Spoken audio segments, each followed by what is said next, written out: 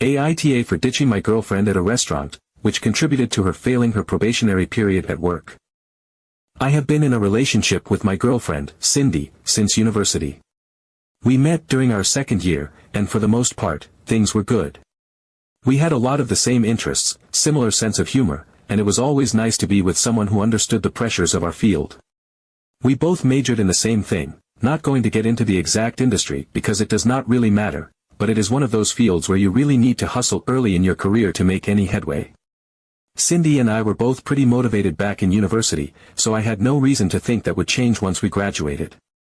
Fast forward to last September, and Cindy's company went under.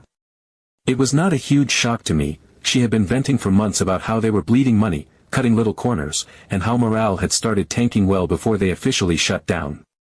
But even with all the warning signs, Cindy took it really, really hard. She loved that place.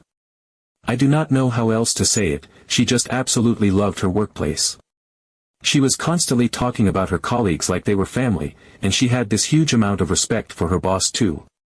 It was the kind of rare work environment where everyone seemed to genuinely like each other, so when it all fell apart, it hit Cindy like a truck. The day she came home and broke the news to me, I could tell she was trying not to cry. She was putting on this brave face like it was not a big deal, but I could see the cracks forming. I asked her if she wanted me to introduce her to my boss. Like I said, we are in the same field, and my company is always hiring in some capacity. It was not a guaranteed job or anything, but it was a solid lead. Cindy said yes almost immediately, which surprised me a little. I had kind of expected her to want to decompress for a bit, but I guess the panic over being unemployed kicked in fast. I texted my boss right there on the spot, and to his credit, he got back to me pretty fast. After sending over her CV and a quick interview process, they offered her a 3-month probationary position. I was honestly thrilled at the time. The thought of working with her felt like this perfect blend of practical and romantic. We could carpool, save money on gas, and have lunch together every day. It felt like a win-win, or at least it did in my head. What I did not realize was that Cindy's work habits had done a complete 180 since university. To put it bluntly, she was a terrible employee. I am not even trying to sugarcoat it because there is really no other way to say it. From her first week, it was obvious something was off. She showed up to the office 15, sometimes 20 minutes late, every single day. At first, I made excuses for her, traffic, overslept, whatever. But after a while, the pattern became impossible to ignore. The carpooling plan was dead on arrival. I have a regular morning meeting every single day, and I need to be at my desk at least 15 minutes early to prep for it. Cindy, on the other hand, had this bizarre inability to leave the house on time. No matter how much warning I gave her, how many alarms she set, or how much I nudged her to get a move on, she would still somehow find a way to stall until we were already running late. After a week, I gave up and told her she would need to drive herself because I could not keep showing up late to my own meetings. That was not exactly a fun conversation, but I figured she would at least take the hint that punctuality was a problem. Spoiler alert, she did not. At work, things were even worse. Her favorite activity, and I am not exaggerating here, was opening up a blank Google Doc and just staring at her phone under her desk. I would walk past her cubicle and see the screen lit up with absolutely nothing on it, just a white document, while she mindlessly scrolled through social media. She took every possible opportunity to stretch her breaks, sometimes disappearing for an hour and a half when we only get an hour for lunch. I tried dropping hints, offering to help her get organized, suggesting tools she could use to manage her time better. Nothing stuck. She was completely disengaged. This went on for the entire 3-month probationary period. By the end of it, everyone, including my boss, knew she was dead weight. I was embarrassed, honestly. I felt like I had vouched for her, and she was making me look like an idiot. But I still held out this tiny bit of hope that she would pull it together before her probation review. Then came last Monday. That was the first day in what felt like forever that Cindy was actually ready to leave on time. I do not know if it was my constant gentle urging, read, increasingly frustrated nagging, or the looming end of her probation, but she was finally ready to carpool again. I let myself feel a flicker of optimism. Maybe this was a turning point. We went out to lunch together that day, and everything was fine, until it wasn't. Cindy has this tendency to eat painfully slowly, like she has all the time in the world. I was watching the clock, subtly nudging her to pick up the pace, but she just kept dragging her feet. Right when we were supposed to be heading back, Cindy decided she absolutely needed another refill of her soda. The restaurant was crowded, we could not get a server's attention, and time was ticking. I told her we had to go, not asked, told, but she dug her heels in and refused to budge. She insisted she could not leave without one more refill, like her entire day hinged on it. At that point, I was done. I put the cash for the meal and the tip on the table, told her I was leaving, and walked out. I think she thought I was bluffing, that I would just stand there and wait her out. But I didn't. I got in my car and drove back to the office without her. Cindy showed up 20 minutes later, visibly flustered. The restaurant was a 10-minute walk away, so she definitely got her refill. I did not say anything about it, there was nothing to say at that point, but I could feel the storm brewing. Friday was her final probationary review, and to absolutely no one's surprise, they decided not to hire her full-time. Her punctuality, her lack of direction, her sheer unwillingness to actually do her job, it all caught up with her. And somehow, Cindy decided all of this was my fault. She blamed me for everything. She said I made her late and that my leaving her at the restaurant was the final nail in her coffin. She refused to acknowledge the months of consistent lateness, the aimless workdays, the long lunches, none of it mattered. In her mind, it all boiled down to me abandoning her over a soda refill. The cherry on top was last night, when she asked how she was supposed to pay her share of the rent now that she was unemployed. I looked at her and said, "Yes, that is a good question. How will you be paying?" That was apparently the worst thing I could have said, because she completely shut down after that. No yelling, no fighting, just cold silence. Now, I am stuck wondering if I handled all of this wrong. Was I too harsh? Should I have been more supportive, even though she was tanking her own chances? I do not know anymore. But honestly, I feel like I was watching someone self-sabotage in slow motion, and there was nothing I could do to stop it. Was I the asshole for what I did? Update 1. After the whole mess with Cindy losing her job and blaming me for it, things at home got tense. I expected that much, there is no way someone would just let something like that roll off their back, but what I did not expect was how fast Cindy decided to fully lean into her victim mentality. She was unemployed now, but instead of updating her resume or applying to jobs, she announced to me, like it was some grand revelation, that she was going to take some time off work for her mental health. I will be the first to say that mental health is important, and if someone genuinely needs a break to get their head right, they should take it if they can afford to. But that is the thing, Cindy absolutely could not afford to. She had no savings. None. Not even a rainy day fund or a forgotten emergency fund in a side account. Every paycheck she got had been spent down to the cent, and even that was with me covering a disproportionate chunk of our rent and groceries. So when she told me she was taking time off, my first reaction was to ask, calmly, how exactly she planned to contribute to rent, groceries, and utilities. Cindy barely looked up from her phone when she said that was not my concern. That was the moment something shifted for me. It was not even the fact that she expected me to magically cover everything. It was the casual entitlement, like her financial well-being was now solely my responsibility by default. I did not want to dance around it or play games, so I decided to be upfront and flat out told her not to expect me to financially support her. We were a couple, not a financial arrangement, and I was not interested in funding her sabbatical from life. Cindy's response, without missing a beat, was to call me a low provider. It took me a second to even process that because it was such a weird phrase, like something ripped out of a bad dating podcast or one of those toxic online relationship grifter accounts. But the more I thought about it, the more I realized it was also wildly inaccurate. If anything, I was more of a no provider. I am not into arrangements where I financially support a woman for companionship, and I was not about to start now. That was the point where I knew, with complete clarity, that our relationship was basically over.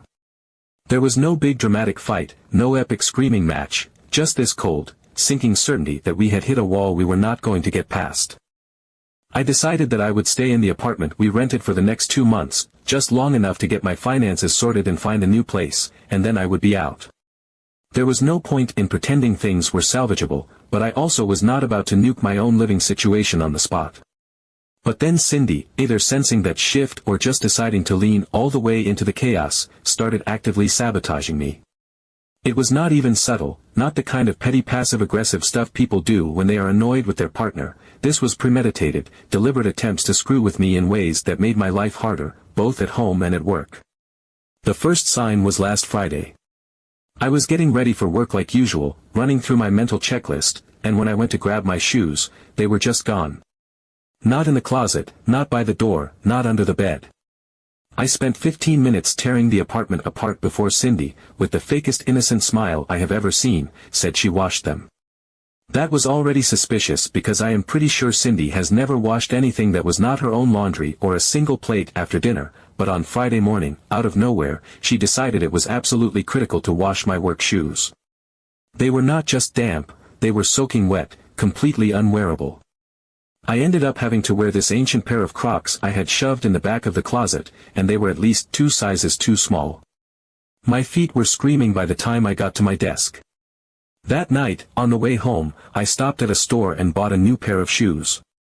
I did not even bring them into the apartment. I left them in my car because I was not about to play another round of where did Cindy hide my shoes. First thing in the morning. The next escalation came the very next day. I had told Cindy earlier in the week that I had a remote meeting on Saturday. It was not optional, and I specifically told her I needed the hour uninterrupted. Halfway through the meeting, my phone started blowing up with texts from Cindy. According to her, some guy was banging on our door, pounding on it so hard that she was scared to even look through the peephole. She insisted I needed to come home immediately. I keep a Ring camera pointed at our front door, so I pulled it up, half expecting to see some random guy losing his mind. There was nothing. No one at the door, no one even walking down the hallway. I texted Cindy back, telling her I saw nothing on the camera, and her response was, well, it must have been the neighbor's door. Except the neighbor's door is also visible on the camera, and there was nothing happening there either. That was when it all clicked. This was not panic or confusion. This was Cindy, fully aware of my meeting, making up a fake emergency to pull me away from work. It was not just petty anymore, it was calculated, and it was escalating. First the shoes, now this.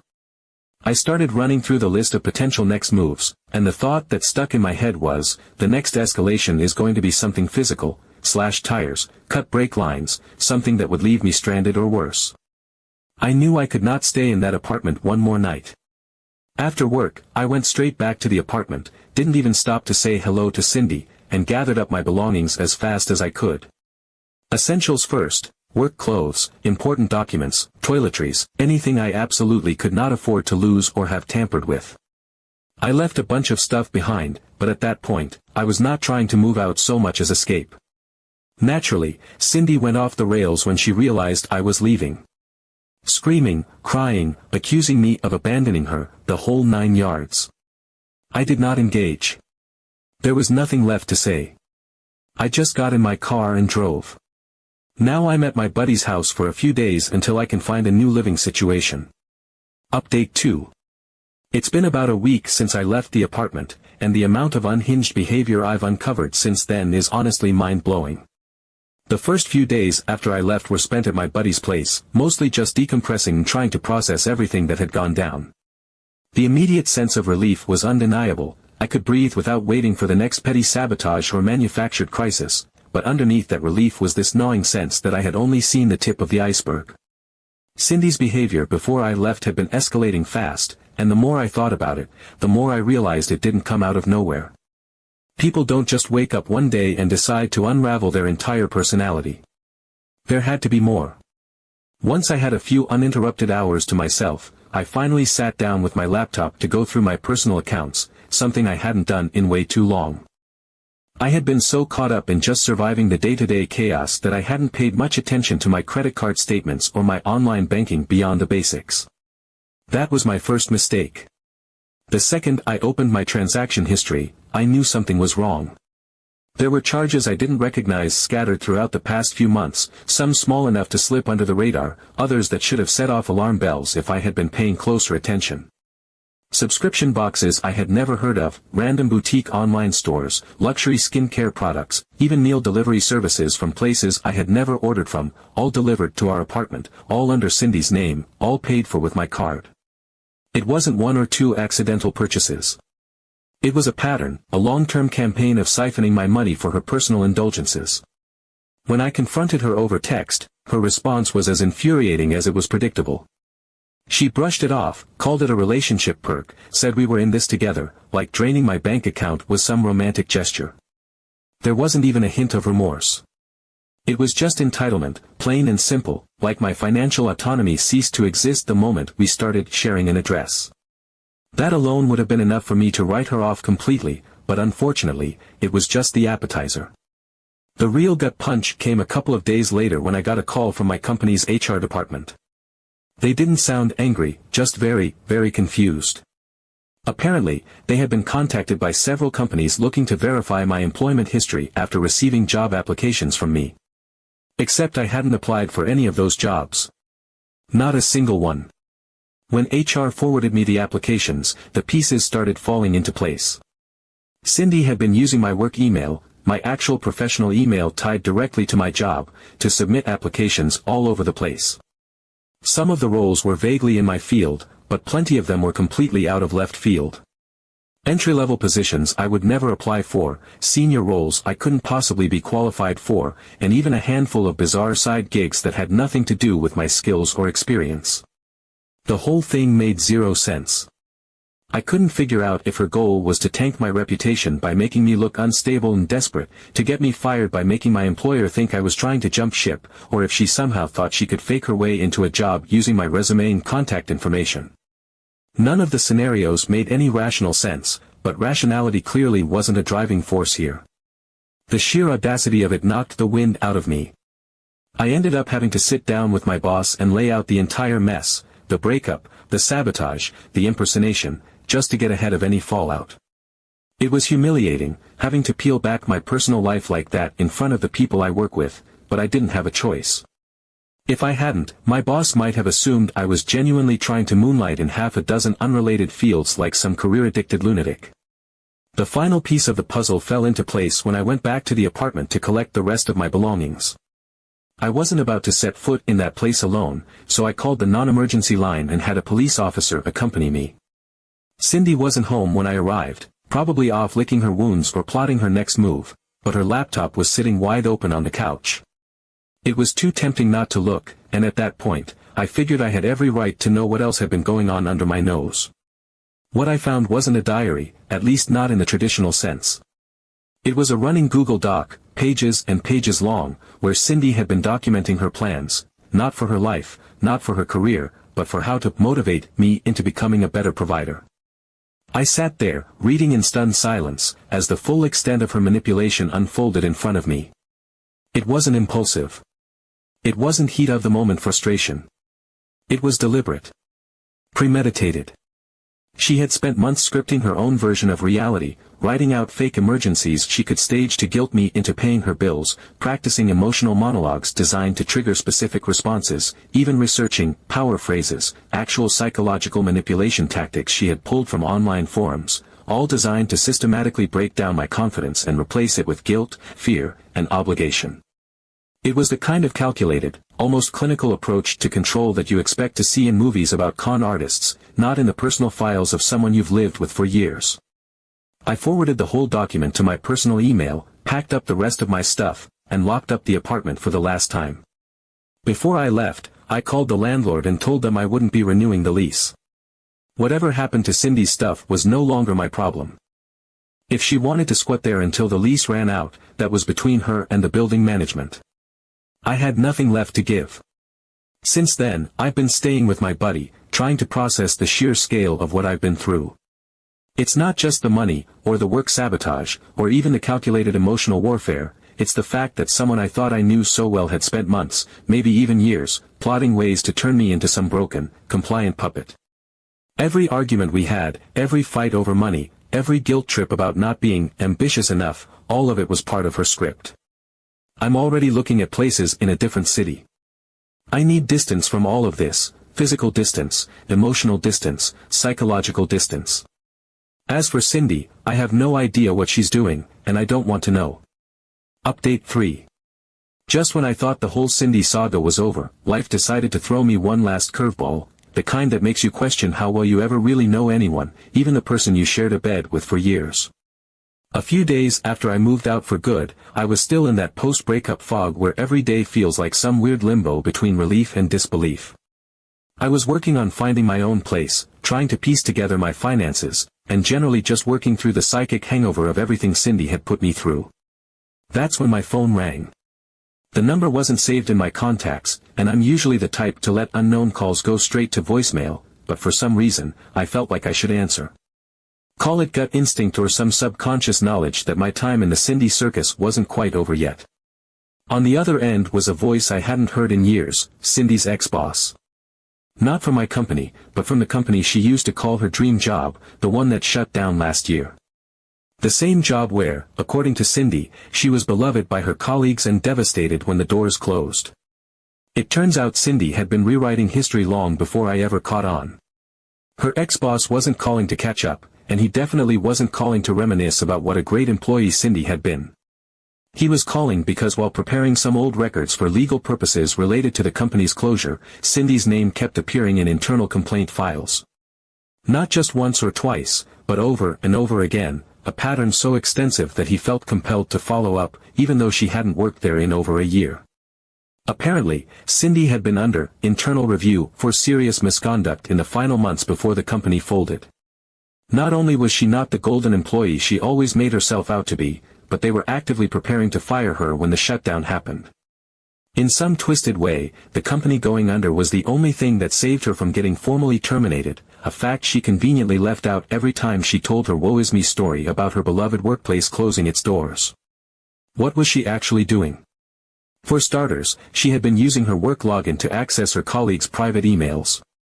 Reading through their conversations, forwarding herself confidential files, even digging into HR records she had no business seeing. It didn't stop at simple snooping, either. She had been editing documents before they were officially submitted, tweaking other people's work to make herself look better in comparison. In at least one case, she deliberately introduced an error into someone else's report and then swooped in to discover the mistake right before it went out, positioning herself as some kind of last-minute hero. But the real jaw-dropper was why her ex-boss called me specifically. During his review of all the files she had forwarded to herself, he found an email with my name on it, something I had sent her back when we were both interns, just giving her some pointers on a group project we were both working on. Totally innocuous at the time. But Cindy, being Cindy, had saved that email, recycled parts of it into her own work years later, and, the truly insane part, built a contingency plan in case anyone ever noticed the plagiarism. Her plan was simple: if anyone connected the dots and realized her work looked suspiciously similar to mine, she would just claim that I helped her, as if that made corporate espionage perfectly fine. The fact that she had been dragging my name into her schemes long before we ever moved in together made me feel physically ill. The final insult came when her boss mentioned how he got my current number. Cindy had listed me as her reference, not from when we worked together years ago, but within the last 2 weeks. While I was physically moving my stuff out of our shared apartment, while I was discovering her sabotage and her psychotic journal of manipulation tactics, she was actively trying to leverage my name and my career to land herself a new job. No permission, no heads up, just slapping my name down as if I was some kind of human stepping stone, like it was my duty to vouch for her after everything. I told her ex-boss everything. The fake emergencies, the sabotaging my work shoes, the flood of bogus job applications in my name, the creepy journal detailing how she planned to break me down psychologically, every disgusting detail I had uncovered over the last few weeks. He thanked me, but it wasn't the polite, detached thanks you get from a stranger. It was the kind of thanks you hear from someone who's just had their worst suspicions confirmed. He promised to pass my number along if any future employers contacted him for a reference, which tells me Cindy's self-sabotage tour is far from over. When I hung up, I didn't feel vindicated. There was no sense of victory, no triumphant feeling that justice had been served. If anything, I just felt drained.